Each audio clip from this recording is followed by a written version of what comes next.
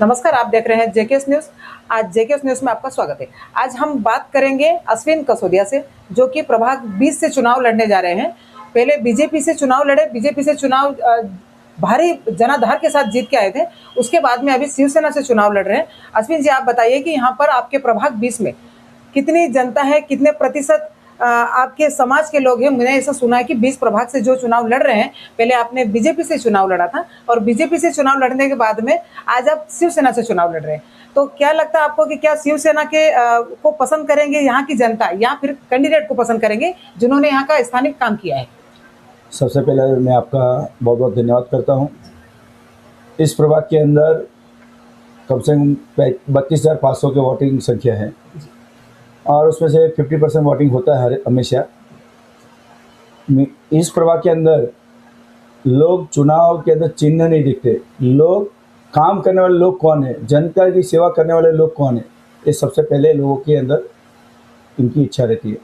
इसके लिए इस 20 नंबर के प्रभाग के अंदर ये चुनाव के अंदर जनता तय करेगी कि हमको काम करने वाला जनसेवक चाहिए, क्योंकि ये जनता का चुनाव है, ना ही कोई पार्टी का। क्योंकि हम तो केंद्र में, राज्य में, कई कॉरपोरेशन में महायुति में है, तो आखिर तो हमारी एकनाथ शिंदे साहब की, प्रताप सरनाईक से पार्टी जो है हिंदुत्व पार्टी और महायुति की सरकार है।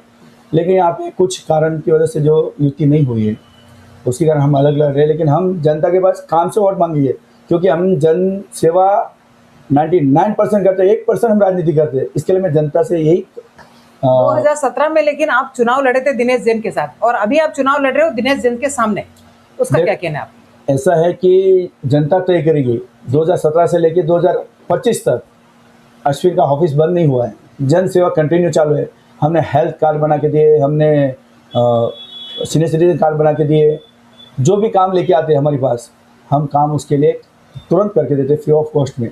हम जन सेवा करें और बाकी लोग हैं वो जनता जानते हैं क्या करते हैं, क्योंकि हमारे अदर नगर सेवक जो है वो पैसे के बिना कुछ काम नहीं करते। जो भी कार्ड बना के दिया उसका चार्जेस लेते, लेकिन अश्विन के ऑफिस में कोई चार्ज नहीं लगता है। और ये जन सेवा मेरे लिए, तो अभी जनता फैसला करेगी कि उसको जन सेवक चाहिए या धनी चाहिए, जो खाली इलेक्शन के टाइम पे मोदी जी के नाम पे वोट मांगने वाले लोग चाहिए। तो ये जनता तय करेगी मैडम इस बार कि दिनेश को जिताना है या अश्विन को जिताना है। अश्विन जी, आप प्रभाग 20 से चुनाव लड़ने जा रहे हैं और प्रभाग 20 में कई सालों से हम ये जनता की समस्या सुन रहे हैं कि यहाँ पर अवैध निर्माण जैसी चीज़ों को बढ़ावा दिया जा रहा है। यहाँ के जो स्थानिक नगर सेवक है वही उनको बढ़ावा दे रहे हैं। इस विषय पर आपका क्या कहना है? मैडम, सब जानते हैं, आपके पास पुरानी भी वीडियो रहेगी।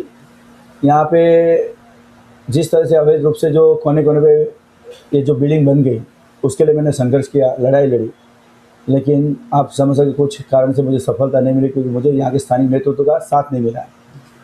और कुछ लोग हैं जो लड़ाई लड़ी, जनता को बताया हम जनता के लिए लड़ रहे, लेकिन आखिर में कोर्ट में जाके सरेंडर होते हैं और उसका स्वार्थ लेके आज वो धनिक बन जाते और कहीं प्रॉपर्टी प्राप्त करते। ये यहाँ का इतिहास है। जो हमारे साथी नगर सेवक है दिनेश जैन, उनका इतिहास है और लोग सब जानते हैं। और हमारे पास एविडेंस है कोर्ट का कि अचानक सरेंडर करना, ऐसा रीज़न क्या आ गया? अगर वो गलत था तो फिर कॉरपोरेशन 4-4 साल क्यों उसको स्टे दे के रखा? काम क्यों नहीं हुआ? अगर सही होता तो एक ही झटके में 1 महीने या 6 महीने में उड़ जाता था। लेकिन कुछ न कुछ इसके अंदर दाल में कुछ काला है, ये सब जानती है जनता भी। शांति नगर की इतनी पुरानी बिल्डिंगें बनी हुई है और यहाँ पर कुछ जगह जो शांति स्टार बिल्डर ने छोड़ी थी, जो कि गार्डन की रिजर्वेशन जगह थी, जहाँ पर बच्चों के खेलने के लिए गार्डन होना चाहिए था, वहाँ पर आज बिल्डिंगें खड़ी है और यहाँ के जो स्थानिक नगर सेवक है उनके अंदर उनकी दुकानें हैं, ऐसा मैंने सुना है जनता से। आपका क्या कहना है? आपकी बात बिल्कुल सही है। कुछ नगर सेवक की इसमें प्रॉपर्टी भी है और ये जो गार्डन की जगह है, पब्लिक प्रॉपर्टी है। आज ऐसा दिन आ गया है कि हमारी सत्ता थी महानगर पालिका में, फिर भी हमारे मीरा रोड के 16 गार्डन लावारिस हो गया है, बिल्डर के ताबे में दिया गया, जो अवैध रूप से दिया गया, क्योंकि ये जनता की प्रॉपर्टी है, जनता के पास रहना चाहिए। 2007 से डेवलप कर रहे थे, लेकिन कुछ हमारे साथी नगर सेवक, हमारे मेहता साहब, उनकी सत्ता होने के, महापौर होने के बावजूद हम ठहराव नहीं कर पाए कि भाई यहाँ महानगर पालिका डेवलप करे इस सारे गार्डन। आज जनता को मैं आह्वान करता हूँ, अगर आप लोगों ने इस विषय को गंभीरता से नहीं लिया तो आपके गार्डन में कभी भी बिल्डिंग खड़ी हो सकती है, ये पक्का है। इसके लिए आपको इस बार नेतृत्व बदलना है, शिवसेना के साथ सपोर्ट करना है।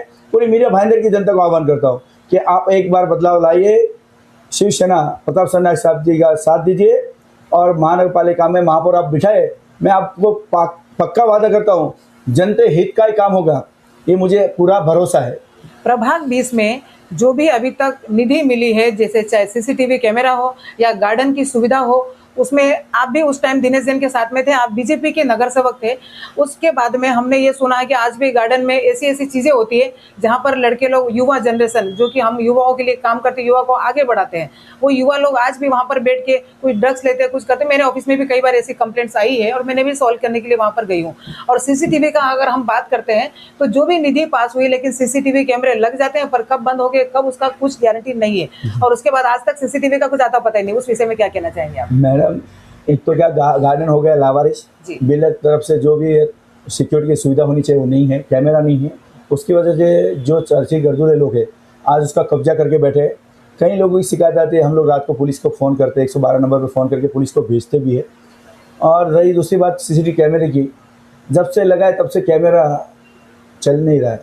ये आज 3 साल हो गया है, 5 साल होने आया है समझो, लेकिन कैमरा आप कितनी भी शिकायत करो, हमने लिखित में किया, मौखित किया, पुलिस ने 3-3 बार लेटर दिया कि कैमरा चालू करो, कैमरा चालू करो। क्यों चालू नहीं हुआ कैमरा? लेकिन कैमरा की क्वालिटी जो होनी चाहिए वो क्वालिटी नहीं है। दूसरा कुछ ना कुछ मुझे लग रहा है इसके अंदर कुछ महानगर पालिका या स्थानिक नेतृत्व का कुछ ना कुछ उसमें हाथ है, जिससे उसको जो कॉन्ट्रैक्टर है उसको फायदा पहुंचाने के लिए काम कर रहे हैं। आपने आवाज उठाना चाहिए था, क्योंकि आप भी उस साथ में थे जब बीजेपी के नगर सेवक थे। तभी मैं मैडम उनके साथ नहीं था, मैं क्योंकि सच्चाई के साथ था, गीता जैन के साथ था मैं, और हम जो सही काम होता उसका साथ दे रहे थे, जो गलत हो उसका आवाज़ उठा रहे थे। हमने बार बार शिकायत की, लेकिन जब महानगर पालिका में जाते तो वहाँ के ऑफिसर बोलते हाँ हमने कर रहे, हमने नोटिस दिया है, आगे करेंगे। लेकिन आज जब भी कोई यहाँ पे चोरी होती है 4 रस्ते पे, जब हम कैमरा देखने जाते, पुलिस वाले देखने जाते, तो कैमरा हमेशा बंद ही दिखता है। लेकिन मैं जनता से वादा करता हूँ आने के बाद हम कैमरा की क्वालिटी ऐसी लगाएंगे कि नाइट विजन ऐसा रहेगा कि लोग ऑन द स्पॉट उसको एक्सेप्ट कर लेगा कैमरा कि उसका चेहरा पूरा देखे, कलरिंग कैमरा। और हम जो प्रॉपर 365 दिन कैमरा चालू रहे ऐसी सुविधा लाएंगे। क्या इस बार यहाँ की स्थानिक जनता सिंबल देखकर वोट करेगी, या स्थानिक आदमी जो काम कर रहा है, हमारे क्षेत्र का काम कर रहा है, ऐसे व्यक्तित्व तौर पर वोट होंगे या सिंबल के ऊपर? मैडम, ये गढ़ पहले शिवसेना का था। हमारे चंद्रकांत म्हात्रे जी दो बार टर्म इधर नगर सेवक शिवसेना से रह चुके हैं, और धीरे धीरे बदलाव, नेतृत्व बदल गया, कांग्रेस का हुआ, उसके भाजपा का हुआ, और आने वाले समय में फिर शिवसेना का होगा। क्योंकि लोगों को जनता का काम करने वाले लोग चाहिए, नेता नहीं चाहिए, जन सेवक चाहिए, जन सेवक चाहिए। इसके लिए इस बार फिर से यहाँ की शांति नगर के अंदर नेतृत्व बदलेगा। लोग को पूरा भरोसा अश्विन पे है, उसकी टीम पे है, जो हमारे साथ साथी नगर सेविका है, डॉक्टर नैना वसन माजी नगर सेविका है, हमारे मंगल प्रसाद गुप्ता जी है जो सोशल वर्कर, और अच्छे उनका रिश्ता सबसे, आशा कोहली जो सोशल वर्कर है, जो ओबीसी चेहरा है। तो हमारे साथ जो टीम है वो काम करने वाली टीम है। हम जनता को सुविधा देने वाले लोग हैं, ना ही हम नेता है। इसके लिए जनता को पूरा भरोसा है कि अश्विन कासोदिया के साथ जो भी लोग हैं वो ये अश्विन कासोदिया जैसे ही काम करने वाले लोग हैं, जनता की सेवा करने वाले लोग हैं।